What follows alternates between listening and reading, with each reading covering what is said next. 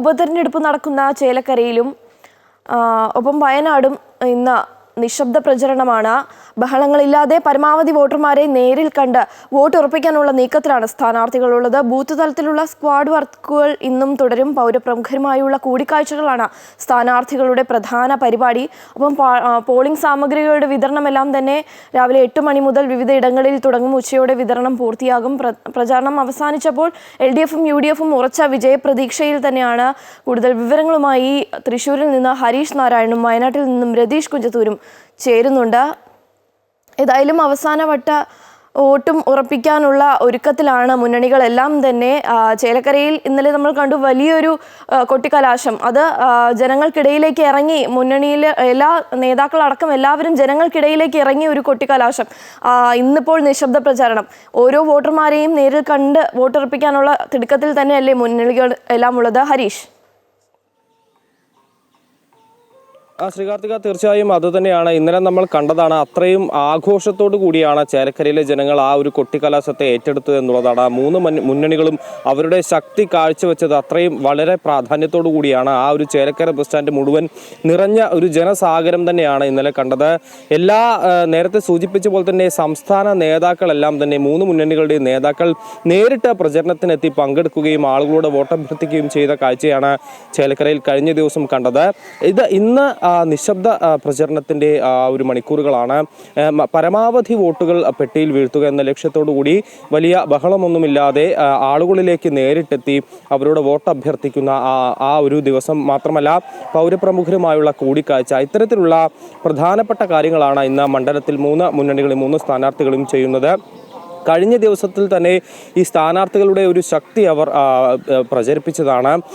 മൂന്ന് സ്ഥാനാർത്ഥികളും വലിയ ഒരു ശുഭാപ്തി വിശ്വാസം തന്നെയാണ് വെച്ച് പുലർത്തുന്നത്. കഴിഞ്ഞ ദിവസം ഇതിനുശേഷം ഈ ഒരു കൊട്ടിക്കലാശത്തിന് ശേഷവും നമ്മൾ സ്ഥാനാർത്ഥികളുമായി സംസാരിക്കുകയുണ്ടായി. അപ്പോഴും പറഞ്ഞത് വലിയ പ്രതീക്ഷയാണ് എന്നുള്ളതാണ്. കൃത്യമായ ഒരു ത്രികോണ മത്സരം തന്നെയാണ് ചേലക്കരയിൽ നടക്കാൻ പോകുന്നത് എന്നുള്ളൊരു സൂചന നമുക്ക് കുറേ ദിവസങ്ങളായി ലഭിക്കുന്നു. അത് ശരിവെക്കുന്ന ഒരു കാര്യമാണ്. കഴിഞ്ഞ ദിവസം ഈ ഒരു കൊട്ടിക്കലാശം കാണുമ്പോഴും അതിനുശേഷം ഈ ഒരു സ്ഥാനാർത്ഥികളുമായി സംസാരിച്ചപ്പോഴൊക്കെ നമുക്ക് മനസ്സിലാകുന്നത്. കാരണം മൂന്നുപേരും പ്രബലരായ സ്ഥാനാർത്ഥികളാണ്. മൂന്നുപേർക്കും വലിയ ആത്മവിശ്വാസമുണ്ട്.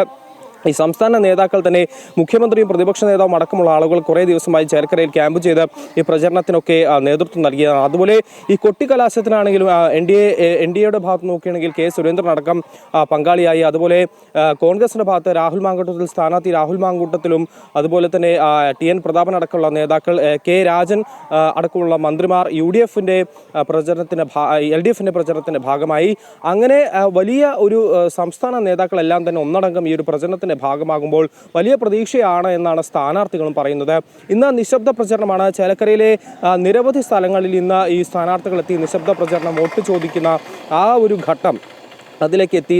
നമുക്കറിയാം നാളെയാണ് വോട്ടെടുപ്പ്. അതുകൊണ്ട് തന്നെ ആ അവസാന ഘട്ടം വരെ ആളുകളിലേക്ക് എത്തി ആ വോട്ട് അഭ്യർത്ഥിക്കുന്ന ആ ഒരു ചടങ്ങ്, നിശബ്ദ പ്രചരണം ഇന്ന് നടക്കും. നാളെ ഇനി അങ്ങോട്ട് വോട്ടിങ്ങിലേക്കുള്ള പോക്കാണ്. അതിനുശേഷം ആ വിധി നിർണയത്തിൻ്റെ നാളുകളാണ്. വലിയ പ്രതീക്ഷ തന്നെയാണ് ചേലക്കരയിൽ. ഇടത് കോട്ട എന്നറിയപ്പെടുന്ന ആ ഒരു ചേലക്കര അത് നിലനിർത്താനാകുമെന്ന ആത്മവിശ്വാസം ഇടതിനുണ്ട്. അതുമാത്രമല്ല, അത് തിരിച്ചു പിടിക്കാനാകും എന്നുള്ള വിശ്വാസം കോൺഗ്രസിനും അതുപോലെ തന്നെ BJPക്കുമുണ്ട്. ആ ഒരു വലിയ ആത്മവിശ്വാസം തന്നെയാണ് കഴിഞ്ഞ ദിവസം സ്ഥാനാർത്ഥികളും നമ്മോട് പങ്കുവച്ചത്. ഇന്ന് നിശബ്ദ പ്രചരണം തുടരുമ്പോഴും ആ ഒരു ആത്മവിശ്വാസം അവർ വിട്ടുപോയിട്ടില്ല, ഇപ്പോഴുമുണ്ട്. ഈ വോട്ടിങ്ങിൻ്റെ ആ ഒരു ദിനം വരെ ആ കൃത്യമായ പ്രചരണം, തന്ത്രം അത് അവർ തുടരുന്നു എന്നുള്ളതാണ് ഏറ്റവും പ്രധാനം. എന്തായാലും ഇനി അങ്ങോട്ടുള്ള മണിക്കൂറുകൾ നമുക്കറിയാം വളരെ നിർണായകമാണ്. ഈ ഒരു വോട്ടിങ്ങിനുള്ള ആ മണിക്കൂറുകൾ അത് ഏറ്റവും പ്രധാനമാണ്. പ്രത്യേകിച്ചും മൂന്ന് മുന്നണിയും സംബന്ധിച്ച് അതിന് തൊട്ട് മുന്നേ വരെ എത്രത്തോളം വോട്ടുകൾ ലഭിക്കാനോ അല്ലെങ്കിൽ എത്രത്തോളം വോട്ടുകൾ പെട്ടിയിൽ വീഴ്ത്താമെന്നുള്ള ആ ഒരു ശ്രമം അതുതന്നെയാണ് ഇന്ന് നിശബ്ദ പ്രചരണത്തിലൂടെയും നടത്തുന്നത്. എന്തായാലും ഇനി വരും മണിക്കൂറുകൾ വളരെ നിർണായകമാണ്. നമുക്ക് കാത്തിരിക്കേണ്ടതാണ്. ചേലക്കരയുടെ ജനങ്ങൾ അവർ ആർക്കാണ് വോട്ട് ചെയ്യുക, അല്ലെങ്കിൽ അവരുടെ മനോഭാവം എന്ത്, ഈ ഇടതുഭരണം തുടരണോ അതോ ഒരു മാറ്റം അവർ ആഗ്രഹിക്കുന്നുണ്ടോ എന്നതടക്കമുള്ള കാര്യങ്ങൾ വളരെ നിർണായകം തന്നെയാണ്. ഈ പാലക്കാട് തിരഞ്ഞെടുപ്പ് മാറ്റിവെച്ച സാഹചര്യത്തിൽ ഏറ്റവും കൂടുതൽ ശ്രദ്ധ ഹരീഷ്, ഏതായാലും ഇനി വിധിയെഴുത്തിന് പൂർണ്ണമായും തയ്യാറെടുത്തിരിക്കുക തന്നെയാണ് ചേലക്കര. ഇനിയിപ്പോൾ നമ്മൾ വയനാട് കൂടി പോവുകയാണ്. വയനാട്ടെ തെരഞ്ഞെടുപ്പ് വിശേഷങ്ങൾ കൂടി അറിയാം. രതീഷ് കൊഞ്ചത്തൂർ ചേരുകയാണ്. രതീഷ്, ഇപ്പോൾ ചേലക്കരയിൽ പറഞ്ഞതുപോലെ തന്നെ വയനാടും പൂർണ്ണമായും നാളെ വിധി എഴുതാനായുള്ള ഒരുക്കങ്ങളെല്ലാം പൂർത്തിയായി കഴിഞ്ഞു. ജനങ്ങൾ എല്ലാം അവരുടെ വോട്ടുകൾ രേഖപ്പെടുത്താനായി തയ്യാറായി കഴിഞ്ഞു. അതോടൊപ്പം തന്നെ സ്ഥാനാർത്ഥികളും പരമാവധി വോട്ടർമാരെ സ്വാധീനിച്ച് അവരെ നേരിൽ കണ്ട് അവരുടെ കാര്യങ്ങളെല്ലാം അറിഞ്ഞ് ജനങ്ങളിലേക്ക് ഇറങ്ങി ഒരു തെരഞ്ഞെടുപ്പ് പ്രചാരണം നടത്തി കഴിഞ്ഞു. ഇന്നിപ്പോൾ നിശബ്ദ പ്രചരണം കൂടി കഴിയുമ്പോൾ നാളെ ഇനി വിധിയെഴുത്താണ്. ഇതിനായുള്ള ഒരുക്കങ്ങളെല്ലാം വയനാട്ടിൽ എത്രത്തോളം പൂർത്തിയായി കഴിഞ്ഞിരിക്കുന്നു? ശ്രീകാർത്തിക 6 മാസത്തിനിപ്പുറം വലിയൊരു ഉപതെരഞ്ഞെടുപ്പ് നടക്കുമ്പോൾ പ്രിയങ്ക ഗാന്ധിയുടെ സാന്നിധ്യം കൊണ്ട് ദേശീയ തലത്തിൽ ശ്രദ്ധിക്കപ്പെടുന്ന ഒരു മണ്ഡലമാണ് വയനാട്. അതുകൊണ്ട് തന്നെ സ്ഥാനാർത്ഥികൾ അവരുടെ വോട്ടുറപ്പിക്കാനുള്ള അവസാനഘട്ട ശ്രമത്തിൽ തന്നെയാണ്. പ്രിയങ്ക ഗാന്ധിയുടെ സാന്നിധ്യത്തിൽ മണ്ഡല ചുമതലയുള്ള MP-മാരും MLA-മാരുമാണ് ഇന്ന് പ്രധാനമായ ആളുകളെ കണ്ട് വോട്ടുറപ്പിക്കാനുള്ള ഒരു അവസാനഘട്ട ശ്രമത്തിൽ പോവുക. ഏതായാലും LDF സ്ഥാനാർത്ഥി സത്യമുഖേരി ഇന്ന് തിരുവമ്പാടി മണ്ഡലത്തിലെ മത മേലധ്യക്ഷന്മാരെയും അതോടൊപ്പം തന്നെ പ്രമുഖരെയും കണ്ട് വോട്ടുറപ്പിക്കാനുള്ള ഒരു ശ്രമത്തിൽ തന്നെയാണ്. നവ്യ ഹരിദാസ് കൽപ്പറ്റ മണ്ഡലത്തിലാണ് അവരുടെ നിശബ്ദ പ്രചരണത്തിന്റെ ഭാഗമായി വോട്ടർമാരെ സമീപിക്കുക. ഏതായാലും വലിയ രീതിയിലുള്ള കുട്ടിക്കലാശവും അതോടൊപ്പം തന്നെ ഒരു മാസക്കാലം നീണ്ട പ്രചരണവും എല്ലാം തന്നെ അവസാനിക്കുമ്പോൾ വലിയ ആത്മവിശ്വാസം തന്നെയാണ് 3 മുന്നണികളും പ്രകടിപ്പിക്കുന്നത്. പരസ്യ പ്രചരണത്തിലടക്കം വളരെയേറെ മുൻപന്തിയിലെത്തിയ UDF അവരുടെ വോട്ടിംഗ് ഭൂരിപക്ഷം വലിയ 5 ലക്ഷം എന്നൊരു തരത്തിലേക്ക് എത്തിക്കുമെന്ന പ്രചരണവും അതോടൊപ്പം തന്നെ ചിട്ടയായ പ്രവർത്തനമെല്ലാം തന്നെ അവരുടെ ആത്മവിശ്വാസത്തിൽ വലിയ തോതിൽ വർധനവുണ്ടായിട്ടുണ്ട്.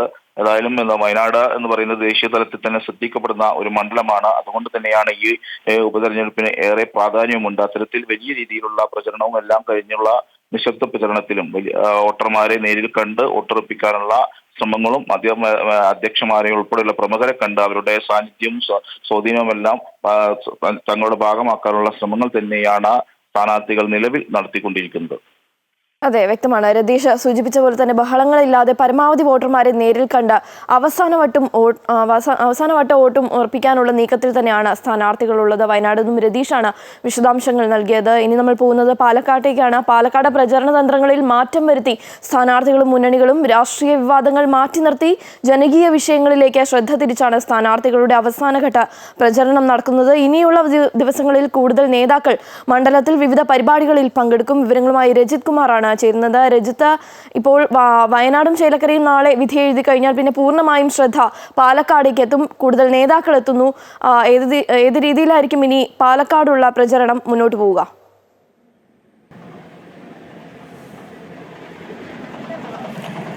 തീർച്ചയായും വയനാടും ചേലക്കരയിലും പരസ്യ പ്രചാരണം അവസാനിച്ചു കഴിഞ്ഞാൽ തന്നെ സ്ഥാനാർത്ഥികൾക്ക് കൂടുതൽ പാലക്കാടൊക്കെ സ്ഥാനാർത്ഥികളുടെ പ്രചരണ പരിപാടികൾക്കായി കൂടുതൽ നേതാക്കൾ ഇന്നു മുതൽ എത്തിത്തുടങ്ങുമെന്ന് തന്നെയാണ് പ്രതീക്ഷിക്കുന്നത്. ഇന്ന് മന്ത്രി മുഹമ്മദ് റിയാസ് ഉൾപ്പെടെയുള്ളവർ ഇന്ന് മണ്ഡലത്തിലുണ്ട്. ഒപ്പം നേരത്തെ സൂചിപ്പിച്ചതുപോലെ തന്നെ സ്ഥാനാർത്ഥികളുടെ പ്രചരണ വിഷയങ്ങളിൽ തന്നെ മണ്ഡലത്തിൽ വലിയൊരു മാറ്റം സംഭവിച്ചിട്ടുണ്ട്.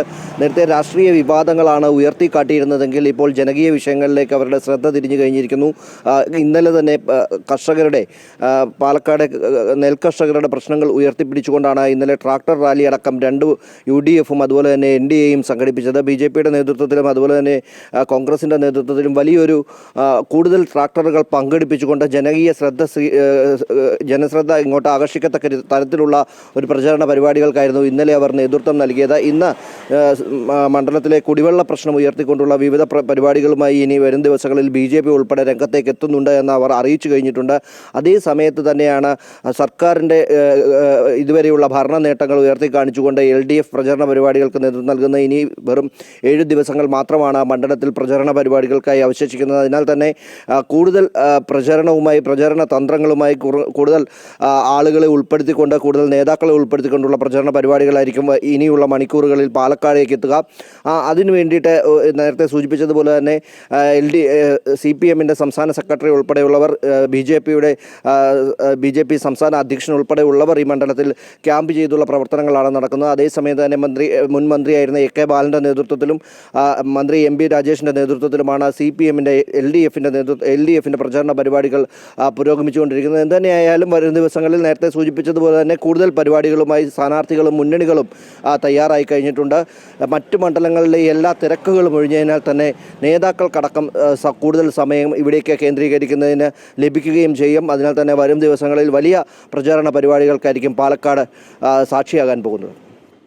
ശരി, വ്യക്തമാണ്. വരും ദിവസങ്ങളിൽ ഇനി പാലക്കാട് വലിയ രീതിയിൽ പ്രചരണം നടത്താൻ തന്നെയാണ് രാഷ്ട്രീയ പാർട്ടികളുടെ തീരുമാനം. രജിത്താണ് പാലക്കാട് നിന്നും വിശദാംശങ്ങൾ നൽകിയത്.